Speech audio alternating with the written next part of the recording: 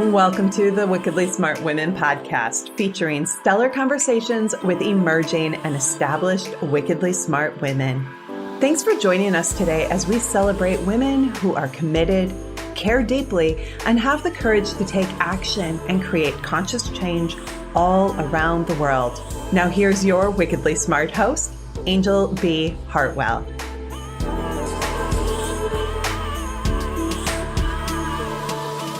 Welcome to another episode of the Wickedly Smart Women podcast, where we celebrate wickedly smart women and provide our listeners with a wealth of wisdom along with immediately actionable steps to be smarter, spunkier, and more successful in their impact and their leadership.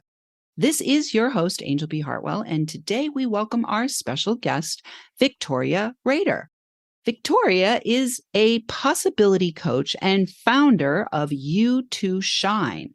Homeschooling mom turned top 1% realtor turned Doctor of Metaphysics, Victoria equips her clients with spiritual practices, success principles, energy healing modalities, and practical applications to live a full life of prosperity, fulfillment, and joy. She takes you on a journey of authentic power, possibility, probability, and profitability. And I am so excited to have you on the show, Victoria. Welcome. Angel, thank you so much for having me. I think we'll have a fantastic time. I am sure. Before we started to talk to one another here, for the listening audience, we were sharing that we were both in the real estate business. And so I want to start our time together, Victoria, just really asking you, because you and I, it seems, had some kind of a similar journey. I want to ask you, do you think that you were actually spiritually tuned in, metaphysically tuned in as a child? Do you have recollection of that? Or was this something that happened much further down the road for you? I was very spiritually in tune as a child. I grew up in a country that did not believe in those two words. In the Soviet Union, there was nothing spiritual or in tune. And so by the time I was a teen, I was, for the fun of it, kind of doing astrological readings, cards. There are no tarot cards that you could buy, Oracle, non-existent, no internet to Google. So I was just taking the regular card decks and scanning the energy, doing coffee mugs, you name it, just kind of that passion was trying to find an expression. I now have come to realize that all it was is ability to see people for who they are and maybe scan the probability of where they were going and offer it to them as a choice. I love that. I love that. So Victoria, you do have a Ph.D. as well, and I'd love to hear more about that journey for you because for many of us, we have been along a very interesting path to get to where we are now. So I'd love to hear, was that something that was a choice of yours that you went that direction to get a PhD, or was that something that was expected of you by your culture, your family, your people that were around you, your society? Was that an expectation that you felt like you had to fulfill? That was, for me, the fastest way to find the answers to the questions that I had, being very successful in a short period of time that I got into real estate. I got in real estate during the recession, became top 1% within the first 2 years of being in real estate. Something seemed to be so simple to me, and I shifted into business coaching. And what I've noticed is that incredibly capable, driven, motivated people were running into these invisible walls. And I wanted to know why and how remove those walls. And so that's kind of got me on, okay, what is this whole subconscious mind thing? And how do we work with it? So I've gotten into a couple modalities that taught me, and that guided me to metaphysics, which is just a big word for one of the aspects of philosophy that studies possibility of creating reality of your choosing. That's in a nutshell what metaphysics is. It takes quantum physics, marries it off to God, great overall designer, universe, spirit, whatever rocks your boat, that thing. And then it gives you the answers of showing that, as within, so without. Whatever we are vibing, whether we're aware of it or not, we're seeing reflected back to us. So it was finding answers. Why are these people that are truly smarter than I am, more capable than I am not as successful? Yeah, beautiful. So tell us a little bit about your journey out of Russia, if you're open to sharing that. Like, what brought you to the US, and was that part of your like metaphysical journey, or was there something else behind that? So I was born in Ukraine. And of course, at this time, the choice of words, I'm going to tap for trigger of Russia right now. I'll do a little mini healing being Ukrainian. But part of the Soviet Union that I was born into was Ukraine. And I came 6 years after the Soviet Union fell apart. Ukraine did become independent and the Iron Curtain fell and we could travel. I actually first came as an exchange student to Santa Barbara College. I was 16, had a wonderful time going to college. I came to help my friend who was struggling with anorexia due to culture shock. So came as a friend, went to school, went back home, got into the university, and then long story short, ended up marrying one of my law professors, who is my husband now of 27 years, who made a very non-romantic proposal after traveling to see me every 2 months. He said, honey, it's cheaper for me to marry you than it is to come and visit you. So there you go. So I came permanently because I was cheaper as a wife than as a date. As a travel date. I love that. As a travel date. I love that. Well, we are in an interesting time, and I want to honor the fact that the people in your homeland are in a major upheaval of their lives right now. And so I am curious, as a metaphysician, what are you seeing as you see into the possibilities and the probabilities? I don't know whether this is part of your magic and your medicine. I know you work with individuals, but in my work, often I am also seeing global patterns and global currents, and my clients often, their work is also world work, right? Yes. So I am curious what you see and what you would like to maybe share, because we have downloads in Ukraine and we have downloads in Russia. If you want to say something in Russian, feel free. I think it's just a phenomenal framework. The question creates a phenomenal framework. First of all, I actually work with audiences and groups, and that does bring into the global aspect because we all share what I refer to as common conscious beliefs. We call them stereotypes. That's fine. There is a basics for stereotype. Basics for stereotype is a certain genetic pattern of thinking. That's my understanding of it. And so I'm going to say something that I understand to be true that maybe somebody is not ready to hear as the truth. And so I want to honor your journey. But what I believe is that in any relationship, whether individual or global, the victim and the predator co-create the relationship through deep subconscious programming. So I'm going to only talk about me and my people and Russian people at this moment and simplify it to the levels of empowerment that you can then apply into your own life. So I see there are 3 basic levels of empowerment, which is the first one is I am powerless. So to feel power, I have to find something outside of me. I have to go get it. I don't have it inside. I'm going to go get it. That's going to make me more powerful. Whether it is in your individual life or in this case, we'll take the Putin's paradigm. In order for me to be greater, in order for me to be more powerful, I'm going to go annex Ukraine back into the fold. Same concept. Now, that's a predator belief that comes from complete powerlessness. So powerlessness hides as seeking for fulfillment outside of you. Then what is the part of, if you would say, a victim mentality or allowing for on Ukrainian side? While Ukrainians have this genetic deep belief, I'm going to die for freedom. I'm going to fight for freedom.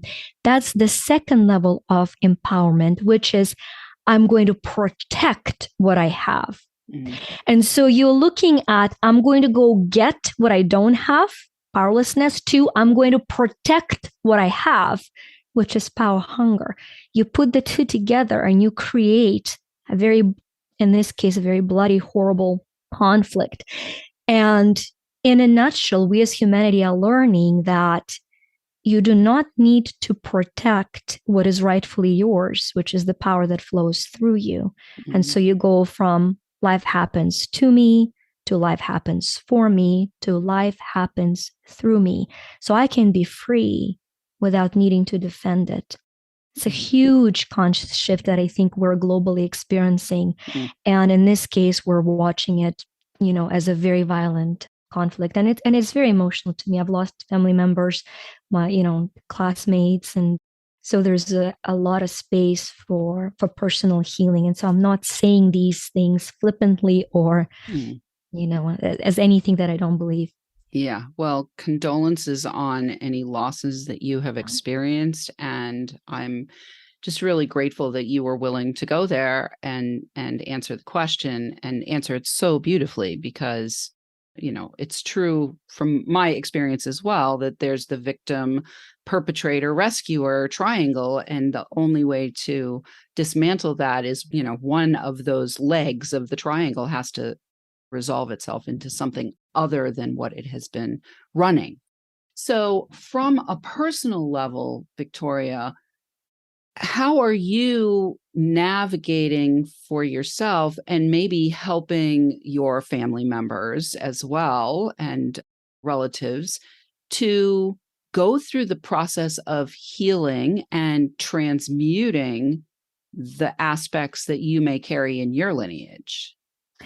Yeah, I think that the biggest lesson I probably have come to learn as an individual, that I've had plenty of opportunity to learn, to accept death fully and completely as a miracle contributing to life. And I believe that is not only a genetic and global lesson, but coinciding individual lesson. I've witnessed death and dying since a very early age. I've had some culminating years where in 2013, I've lost 11 very close family members and or clients.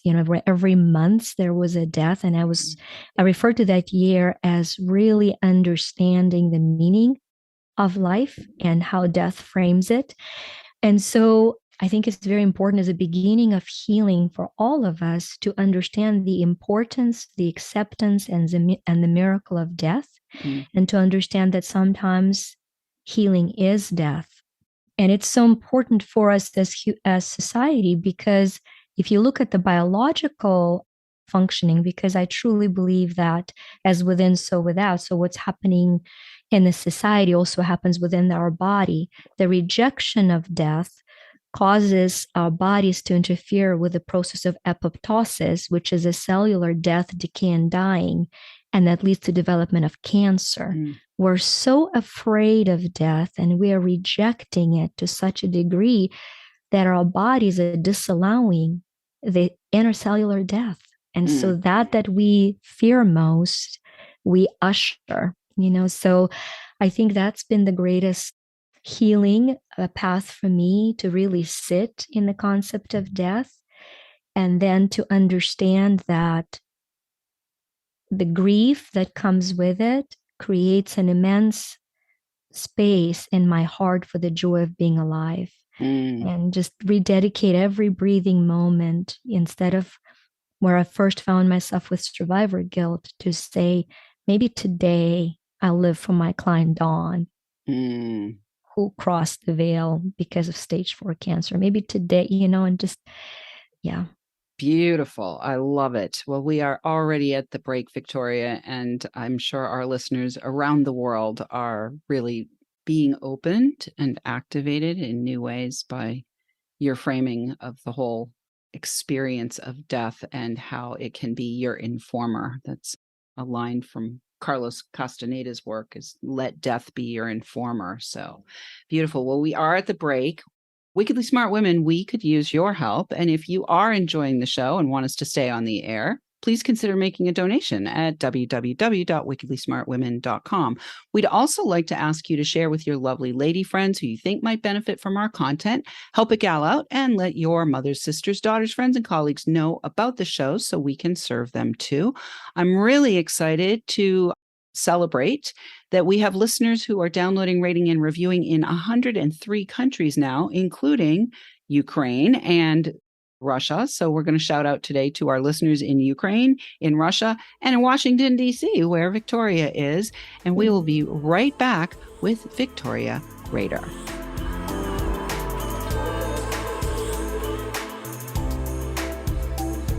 The Wickedly Smart Women podcast is brought to you by the Wealthy Life Mentor. Women, are you on the edge knowing that life is calling you to make a change?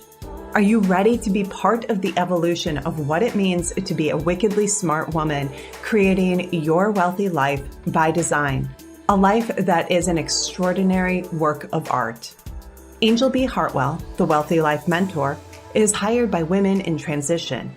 Women just like you who want to break through to their brilliance, become clear on the value of their wisdom, and embody a beauty-filled, balanced life of shameless self-expression.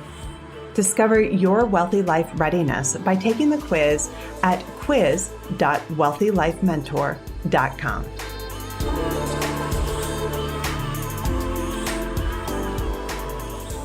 And we are back with Victoria Rader, and where you can find out more about Victoria is at moneyquiz.me. So now we're going to dive in, Victoria, to how you actually dedicate your life, right? You allow death to be your informer, to dedicate your life to helping your clients. Why don't you tell us a little bit about what's going on here with moneyquiz.me, and what does money have to do with success principles, profitability? Obviously, money has to do with profitability, but what does money have to do maybe even with death? You know, I loved that quote that you used about death being an informer, because I'm going to tally up and say money is an informer. That's what it is.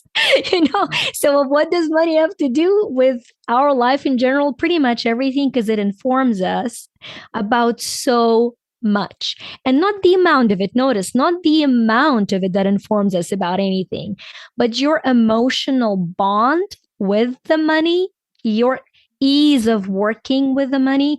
Money is energy. And just like our blood flows through us, and just like the water is the biological life on the planet, cash flows through us, and it is the economic bloodline on the planet. So I think the basic information about us as human species is how we relate to money. Now, money also happens to be related to I call them possibility centers. They're referred to as chakras in Eastern tradition, right? But I call them as possibility center because there are 7 energy centers within us that are open to infinite possibilities if we just understand how to turn them on and let them flow. And the root chakra, the possibility for prosperity, has to do with survival emotionally and money practically. So the quiz, the moneyquiz.me is just the first step on this journey of discovering what your emotional mode of healing with working with money is. Is it value? Is it compassion? And is it simplicity? And then it takes you to the 3 universal laws that you would benefit the most from learning and equipping yourselves with. So that's kind of that. I love that. Money's the informer. Beautiful. Well, I want to ask you also, what's going to happen when they take the quiz? Is this like a short quiz, few questions, and they're going to get an answer? Help our listeners to get excited about the idea of taking this money quiz. It's very fun. It is short enough, the world of the ADHD enjoyment. We're all aware that it's pictures, it's funky pictures. You take the quiz and it tells you what your emotional money healing mode is.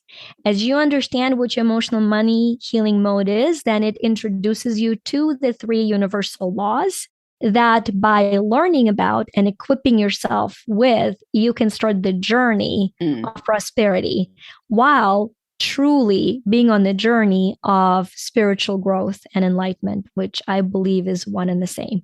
Right. So what's really interesting to me right now that's coming to ask you is this idea of spiritual growth and prosperity When a client comes to do work with you who has a particular emotional mode, what happens when they're finished with the work with you relative to their material experience as well as their spiritual experience?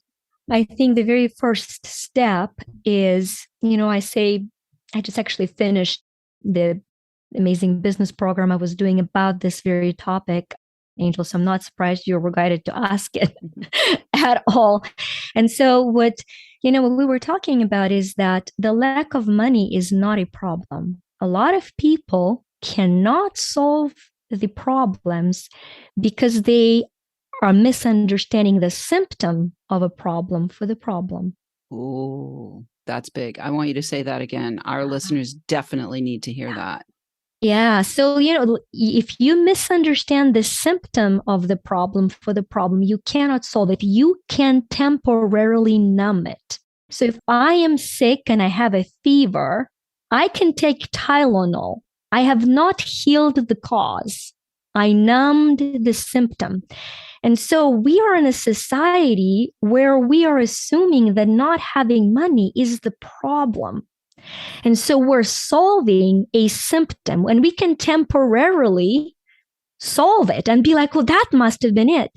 But not having money always has been and always will be a symptom of an underlying problem.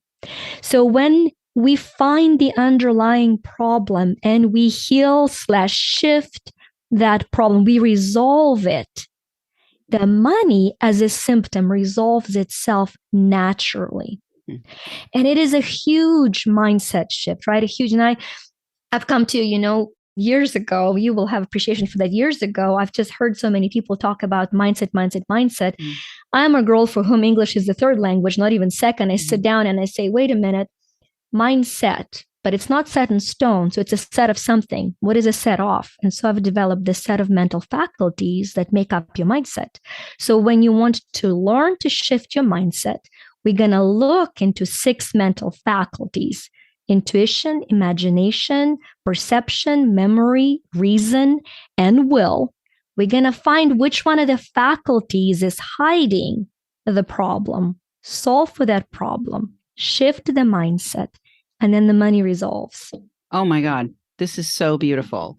So I want to, because I know many of our listeners are entrepreneurs. Many of our listeners are entrepreneurs. And the familiar refrain in the entrepreneurial space, and I've been in this personal and professional development space for 15 years after a 20 plus year career in real estate, one of the most familiar refrains is you can solve the problem of not having the money by going and making sales, or you can solve the problem of not having money by borrowing against credit cards, or you can solve the problem of not having money by going and investing in a coach and asking your neighbors to give you the money to do that.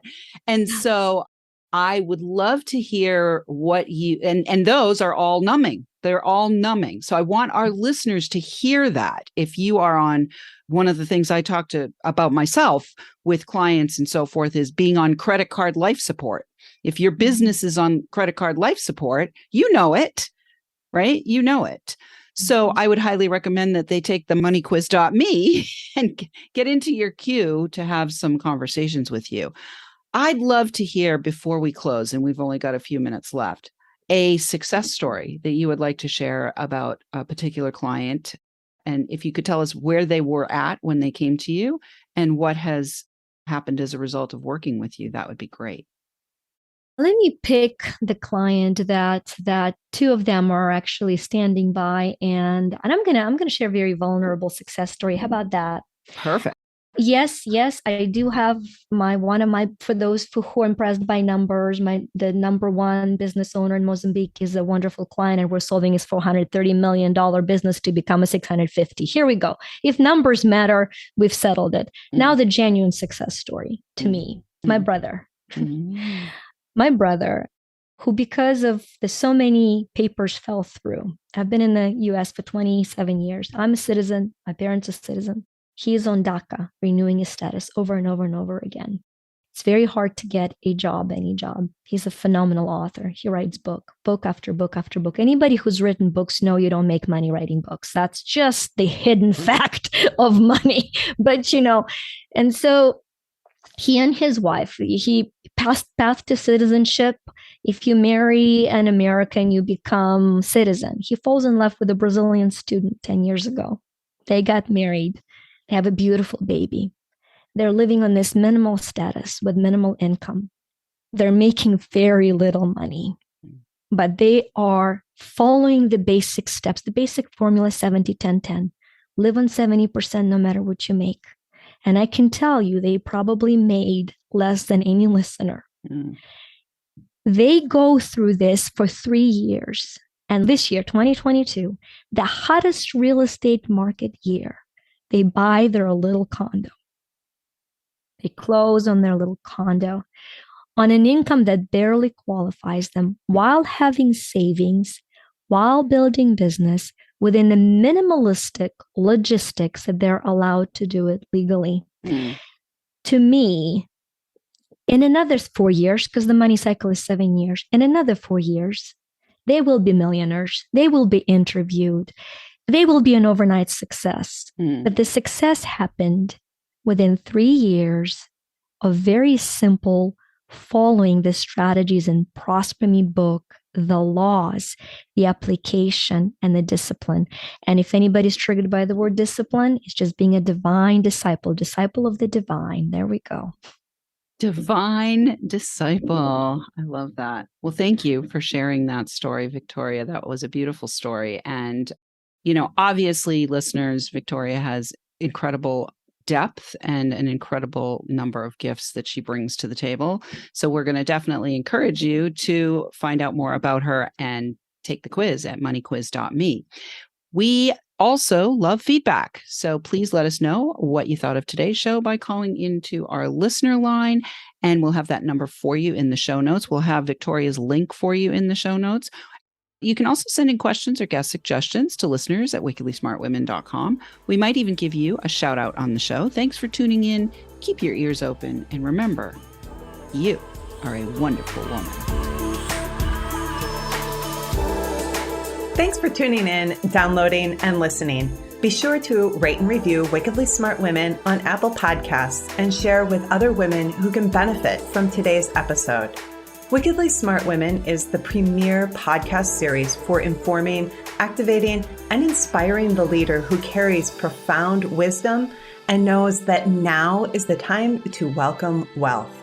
We welcome your feedback and guest suggestions and invite you to subscribe to our mailing list to be notified of each new episode at wickedlysmartwomen.com.